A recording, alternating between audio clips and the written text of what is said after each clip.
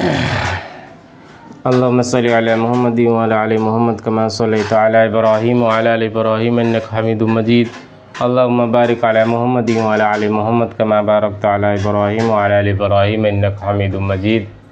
بسم اللہ الرحمن الرحیم۔ فضائل صدقات میں سے فضائل حج میں سے میں پڑھ رہا ہوں۔ اللہ پاک اس کی برکت اور اپنے پاک گھر کی زیارت ہم سب کو نصیب فرماوے، آمین۔ بسم اللہ الرحمن الرحیم۔ ایک بزرگ فرماتے ہیں کہ میں نے حضرت سمنون رحمۃ اللہ علیہ کو دیکھا کہ طواف میں جھومتے ہوئے مزے لے کر چل رہے ہیں۔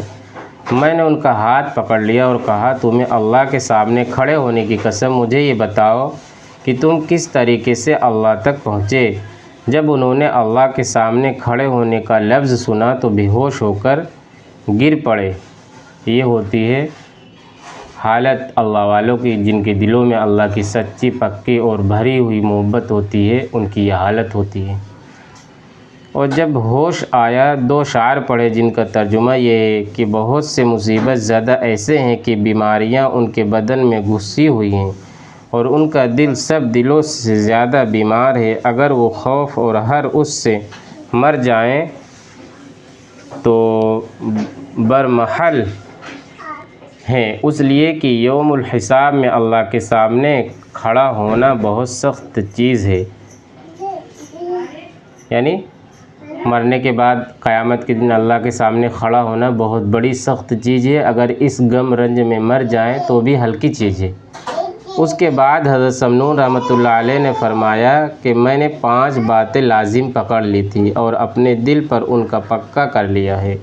اول یہ کہ یعنی پہلی چیز یہ کہ جو چیز مجھ میں زندہ تھی یعنی خواہش نفس، اس کو میں نے مار دیا، اور جو چیز مردہ تھی یعنی میرا دل، اس کو زندہ کر لیا۔ یہ پہلی چیز ہے۔ دوسری بات یہ ہے کہ جو چیز مجھ سے غائب تھی یعنی آخرت، اس کو میں نے ہر وقت اپنے آنکھوں کے سامنے کر لیا، اور جو چیز میرے سامنے تھی یعنی دنیا، اغراض، ان کو میں نے اپنے سامنے سے ہٹا دیا۔ جب انسان اپنے دل سے دنیا کی محبت، اس کے اغراض نکال دے گا اور آخرت کی زندگی کو سامنے رکھے گا تو اس کی ہر مصیبتیں جو ہے، ہر دکھ درد کم ہو جائیں گے اور ہر اعمال، سخت اعمال اس کے لیے کرنا آسان ہو جائے گا۔ تیسری بات یہ کہ جو چیز مجھ سے فنا ہو رہی تھی یعنی تقوی، اس کو میں نے باقی رکھا، اور جو میرے پاس جمع تھی یعنی خواہشات، ان کو فنا کر دیا۔ تقوی یعنی اللہ کا ڈر، یعنی جو میرے دل سے نکل رہا تھا میں نے اس کو اپنے دل میں بسا لیا، اور خواہشات جو میرے دل میں بھری تھی اس کو میں نے اپنے دل سے نکال دیا۔ چوتھی چیز یہ کہ جس سے تم سب کو وحشت ہوتی ہے اس سے میں نے انس پیدا کر لیا، اور جس سے تم سب کو انس ہے اس سے میں نے بھاگنے لگا۔ اس کے بعد وہ چند اشعار پڑھتے ہوئے چل دیے جن کا ترجمہ یہ ہے کہ میری روح پوری کی پوری آپ کی طرح متوجہ ہے، اگر اس میں وہ ہلاک ہو جائے تب بھی میں آپ سے اس کو جدا نہیں کر سکتا۔ میری روح آپ سے خوف میں اور افسوس میں روتی رہتی ہے، حتیٰ کہ کہا جاتا ہے کہ وہ رونے سے ٹکڑے ٹکڑے ہو جائیں گی۔ پس ایک کرم کی نظر اس پر کر دیجئے، اگرچہ دنیاوی منافع آپ نے بہت سے عطا فرمائے اور ان سے ہمیشہ نفع ہوتا رہا۔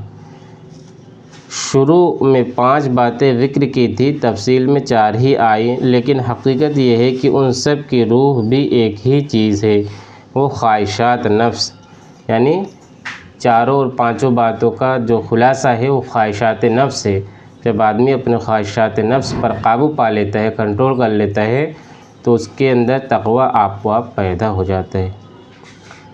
قابو میں رکھنا، اس لیے شیخ فرماتے ہیں، یہ عربی میں اس کا ترجمہ ہے، یک قدم بر نفس خود نہ دیگر بر کوئی دوست۔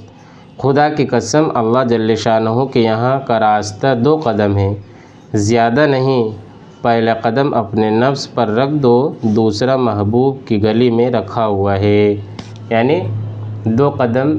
اسی طریقے سے ایک اور اللہ والے فرماتے ہیں کہ جنت صرف 2 قدم ہے، پہلا قدم اپنے نفس پر رکھ دو، اپنے خواہشات پر رکھ دو، دوسرا قدم جنت پر ہے۔ اسی طریقے سے انہوں نے لکھا ہے اللہ کے لیے، یعنی جب آدمی اپنے نفس پر پہلا قدم رکھتا ہے تو دوسرا محبوب کی گلی میں یعنی اللہ کے راستے میں، اللہ کی گلی میں جو ہے اس کا قدم پڑ جاتا ہے۔